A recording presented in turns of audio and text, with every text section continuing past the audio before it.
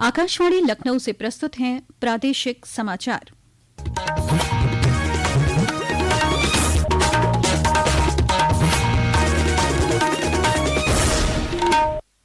मुख्य समाचार।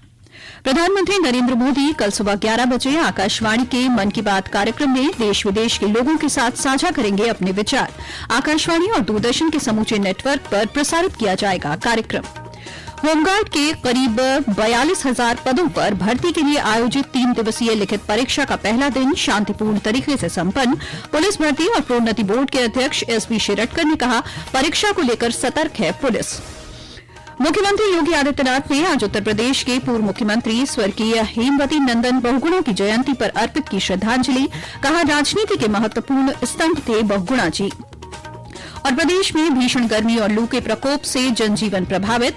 मौसम विभाग ने कल राज्य के अधिकांश हिस्सों के लिए जारी किया हीटवेव का ऑरेंज अलर्ट। नमस्कार, प्रदेश के समाचारों के साथ मैं मोनिका चौहान और अब समाचार विस्तार से। प्रधानमंत्री नरेंद्र मोदी कल सुबह 11 बजे आकाशवाणी के मन की बात कार्यक्रम में देश विदेश के लोगों से अपने विचार साझा करेंगे। ये मासिक रेडियो कार्यक्रम का 133वां एपिसोड होगा। कार्यक्रम का प्रसारण आकाशवाणी और दूरदर्शन के समूचे नेटवर्क पर किया जाएगा। इसका सीधा प्रसारण AIR न्यूज, DD न्यूज, प्रधानमंत्री कार्यालय और सूचना तथा प्रसारण मंत्रालय के YouTube चैनलों पर भी होगा। आकाशवाणी के द्वारा क्षेत्रीय भाषाओं में भी इसका प्रसारण किया जाएगा। उत्तर प्रदेश में होमगार्ड के लगभग 42,000 पदों पर भर्ती के लिए 3 दिन चलने वाली लिखित परीक्षा का पहला दिन आज शांतिपूर्वक संपन्न हुआ। लखनऊ, कानपुर, प्रयागराज समेत सभी जिलों में बनाए गए केंद्रों पर पर्याप्त सुरक्षा बल तैनात थे। सभी परीक्षा केंद्रों पर सुरक्षा व्यवस्था के कड़े इंतजाम किए गए हैं। होमगार्ड पदों के लिए लिखित परीक्षा 25, 26 और 27 अप्रैल को 2 पालियों में आयोजित की जा रही है। ये परीक्षा प्रदेश भर में 1053 केंद्रों पर हो रही है। उत्तर प्रदेश पुलिस भर्ती एवं प्रोन्नति बोर्ड के अध्यक्ष एसबी शिरडकर ने बताया कि 3 दिन होने वाली होमगार्ड परीक्षा को लेकर उत्तर प्रदेश पुलिस सतर्क है। प्रदेश में होने वाली परीक्षा को नकल विहीन और शांतिपूर्ण तरीके से संपन्न कराने के लिए सभी परीक्षा केंद्रों पर कड़ी नजर रखी जा रही है। वाराणसी, बस्ती, चित्रकूट, बलरामपुर, हापुड़, संत कबीर नगर, फतेहपुर, मऊ सहित सभी जनपदों में प्रशासन मुस्तैद रहा। मुख्यमंत्री योगी आदित्यनाथ ने आज उत्तर प्रदेश के पूर्व मुख्यमंत्री स्वर्गीय हेमवती नंदन बहुगुणा की जयंती पर उन्हें नमन करते हुए उनकी प्रतिमा पर पुष्पांजलि अर्पित की। इस अवसर पर मुख्यमंत्री ने कहा कि बहुगुणा जी भारत की राजनीति के महत्वपूर्ण स्तंभ थे। श्री योगी ने कहा कि उत्तर प्रदेश के विकास को लेकर बहुगुणा जी का अपना विजन था। उसे आज भी प्रभावी रूप से धरातल पर उतरते हुए सभी महसूस कर सकते हैं। उत्तर प्रदेश के अंदर मुख्यमंत्री के रूप में, विभिन्न विभागों के मंत्री के रूप में उनकी सराहनीय सेवाएं थी। उत्तर प्रदेश के विकास का उनका अपना एक विजन था और उस विजन को आज भी जमीनी धरातल पर उतरते हुए और उसे प्रभावी ढंग से आगे लागू करते हुए आज हम सब महसूस कर सकते हैं। इसी प्रकार से केंद्र सरकार के भी अनेक मंत्रालयों में उन्होंने अपनी सेवाएं थी। एक लंबे राजनीतिक और सार्वजनिक जीवन के अपने कार्यकाल के दौरान देश के प्रति उनकी सेवाएं उल्लेखनीय रही हैं। प्रदेश के नगर विकास और ऊर्जा मंत्री AK शर्मा ने आज वाराणसी में नगर विकास एवं ऊर्जा विभाग के अधिकारियों के साथ समीक्षा बैठक की। बैठक में मंत्री श्री शर्मा ने शहर के समग्र विकास, स्वच्छता, जल निकासी एवं विद्युत आपूर्ति को लेकर सख्त निर्देश देते हुए कार्यों में तेजी और गुणवत्ता सुनिश्चित करने पर विशेष बल दिया। पेश है एक रिपोर्ट। बैठक में नगर विकास और ऊर्जा मंत्री AK शर्मा ने आगामी वर्षा ऋतु को ध्यान में रखते हुए नालों की सफाई कार्य में तेजी लाने के निर्देश दिए। सड़क एवं शहरी सौंदर्यीकरण कार्यों की समीक्षा करते हुए मंत्री श्री शर्मा ने सड़कों के किनारे इंटरलॉकिंग कार्य को प्राथमिकता से पूरा करने के निर्देश दिए। नगर विकास मंत्री ने CM ग्रिड योजना एवं वैश्विक नगरोदय योजना की प्रगति की समीक्षा करते हुए निर्देशित किया कि इन योजनाओं के माध्यम से वाराणसी के विकास कार्यों में तेजी लाई जाए। ऊर्जा विभाग की समीक्षा के दौरान मंत्री श्री शर्मा ने निर्बाध एवं सुचारू विद्युत आपूर्ति सुनिश्चित करने के लिए सभी आवश्यक कदम उठाने को कहा। इसी क्रम में ऊर्जा मंत्री ने वाराणसी जिले के उपभोक्ताओं को निर्बाध, सुरक्षित और उच्च गुणवत्ता की बिजली आपूर्ति सुनिश्चित करने के लिए शहर में 2 अत्याधुनिक 24/7 वैन का उद्घाटन किया। मनीष सिंह, आकाशवाणी समाचार, वाराणसी।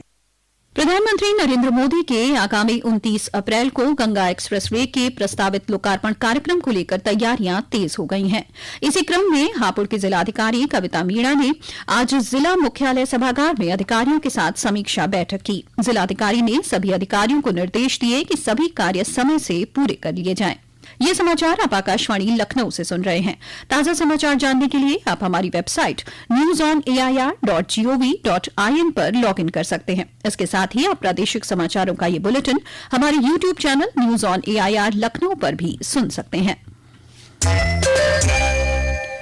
केंद्रीय मंत्री और Republican party of India Athawale के राष्ट्रीय अध्यक्ष डॉ रामदास अठावले ने आज लखनऊ में पत्रकारों से बातचीत में उत्तर प्रदेश विधानसभा चुनाव 2027 को लेकर कहा कि उनकी पार्टी भारतीय जनता पार्टी के साथ मिलकर चुनाव लड़ेगी। प्रदेश की महिला कल्याण बाल विकास एवं पुष्टाहार राज्य मंत्री प्रतिभा शुक्ला ने आज बांदा में नारी शक्ति वंदन अधिनियम से संबंधित संवैधानिक संशोधन विधेयक के पारित नहीं होने को लेकर जन आक्रोश यात्रा निकाली। इस अवसर पर उन्होंने प्रेस वार्ता कर विपक्षी दलों पर जमकर निशाना साधा। उन्होंने कहा कि विपक्ष ने प्रदेश की आधी आबादी के साथ विश्वासघात किया है। प्रदेश की आधा आबादी के साथ जो विश्वासघात किया, उसने महिला विरोधी मानसिकता को पूर्ण से उजागर भी किया। प्रधानमंत्री नरेंद्र मोदी जी ने स्पष्ट कहा था कि नीति निर्धारण में महिलाओं की भागीदारी को देना कोई उपकार नहीं है, बल्कि उनका स्वाभाविक अधिकार है, जिन्होंने एक ऐतिहासिक अवसर में बाधा भी डाली है। उन्हें आने वाले चुनाव में महिलाओं के इस कड़े आक्रोश का सामना भी करना पड़ेगा। भारत के महापंजीयक और जनगणना आयुक्त कार्यालय के अनुसार जनगणना 2027 के लिए देश भर में टोल फ्री नंबर 1855 सक्रिय हो गया है। इस हेल्पलाइन से मकान सूचीकरण और आवास जनगणना संबंधी मार्गदर्शन लिया जा सकेगा। ये सूचना क्षेत्रीय भाषाओं और अंग्रेजी में उपलब्ध होगी। इटावा जिले की 117 ग्राम पंचायतों में डिजिटल लाइब्रेरी खोली जा रही है, जिनमें से 65 में सुविधा शुरू हो गई है। जिला पंचायत राज अधिकारी रोहित कुमार ने बताया कि लाइब्रेरी में एनबीटी की किताबें, फर्नीचर, इंटरनेट और लाइटिंग की पूरी व्यवस्था है। ये ग्राम पंचायतों में ग्राम सचिवालय जो है, हमारे ग्राम पंचायत भवन बने, उनको ग्राम सचिवालय का नाम दिया गया है। उसमें एक बड़े बड़े हॉल बने हुए हैं, उसमें जो हम लोगों ने इसको संचालित कराया गया। इसका पूर्ण रूप से जिम्मेदारी ग्राम पंचायत सहायक को दी गई है। संचालन की, देख रेख की पूर्ण रूप से जिम्मेदारी ग्राम पंचायत सचिव की रहेगी। एडीओ पंचायत और खंड विकास अधिकारी हमारे हैं, वो जो इसकी मॉनिटरिंग करेंगे। मऊ जनपद में थाना दोहरी घाट क्षेत्र के बरसातपुर अहिरानी हाईवे पर हुई सड़क दुर्घटना में 5 लोगों की मौके पर ही मौत हो गई। पुलिस अधीक्षक कमलेश बहादुर ने बताया कि एक निजी वाहन अनियंत्रित होकर अपनी लेन से निकलकर दूसरी लेन में पहुंच गया और सामने से आ रहे ट्रेलर से इसकी भिड़ंत हो गई। मुख्यमंत्री योगी आदित्यनाथ ने सड़क दुर्घटना में हुई जनहानि पर दुख व्यक्त किया है। प्रदेश में भीषण गर्मी और लू के चलते जनजीवन प्रभावित है। राजधानी लखनऊ, प्रयागराज, वाराणसी, झांसी, आगरा सहित कई जिलों में तापमान में वृद्धि और हीटवेव से असर पड़ा है। मौसम विभाग ने कल प्रदेश के अधिकांश हिस्सों के लिए गर्मी और लू का ऑरेंज अलर्ट जारी किया है। वहीं लखनऊ मौसम विज्ञान केंद्र के वरिष्ठ वैज्ञानिक अतुल कुमार सिंह ने बताया कि 28 अप्रैल से वर्षा का नया दौर आरंभ होगा, जिससे तापमान में कुछ गिरावट दर्ज की जाएगी।